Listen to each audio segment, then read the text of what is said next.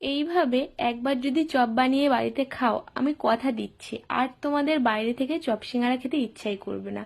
তো আমি করেছিলাম ডিমের চপ আর আলুর চপ। তো চলো রেসিপিটাও তোমাদের সঙ্গে শেয়ার করি। প্রথমে আলুটা সেদ্ধ করে নিয়েছিলাম, তেল গরম করে জিরে ফোড়ন দিয়ে আদা কুচি, রসুন কুচি, পেঁয়াজ কুচি আর লঙ্কাগুলো চিড়ে দিয়ে দিয়েছিলাম।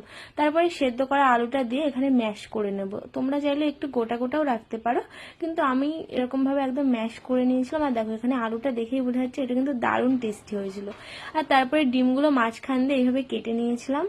মানে তোমরা চাইলে আস্তেও রাখতে পারো, কিন্তু আমি এরকম মাঝখান দিয়ে কেটে কেটে নিয়েছিলাম। তারপরে নিয়ে নিয়েছি এখানে বেসন, লঙ্কার গুঁড়ো, একটু গোলমরিচের গুঁড়ো আর দিয়েছি একটু কর্নফ্লাওয়ার। দেখো সবকিছু একবারে গুলিয়ে নিয়েছি। আর এদিকে আমি চপগুলো এখন রেডি করে নিচ্ছি। ডিমের উপরে আলুর পুরটা দিয়ে একটা ডিমের চপের শেপ দিয়ে নেব। দেন এখানে আলুর চপের জন্য আলুর চপগুলো করে নিয়েছি। আলুর চপে তোমরা সবাই যেন গোল গোল করে দুটো হাত দিয়ে চাপ দিলেই হয়ে যাবে। আর দেখো এখানে আমি ব্যাটারের ভিতরে ডিমটাকে চুবিয়ে তেলের ভিতরে দিয়ে দিলাম। এরকম ডিপ করে করে দিলেই হবে। আমি প্রথমটা একটু বেশি ব্যাটার হয়ে গেছে বলে দেখো ছাড়িয়ে ছাড়িয়ে গিয়েছে, কিন্তু পরেরগুলো কিন্তু আমার ঠিকঠাকই হয়েছিল।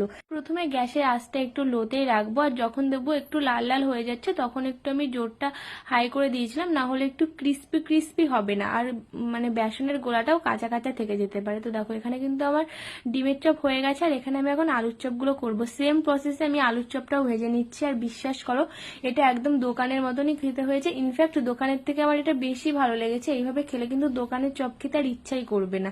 তো তোমাদের কেমন লাগলো অবশ্যই জানিও। তোমাদের যদি এটা ভালো লাগে আমি তোমাদের সিঙ্গারার রেসিপিটাও দেখাবো। আজকের মতন ভিডিওটা এ পর্যন্ত।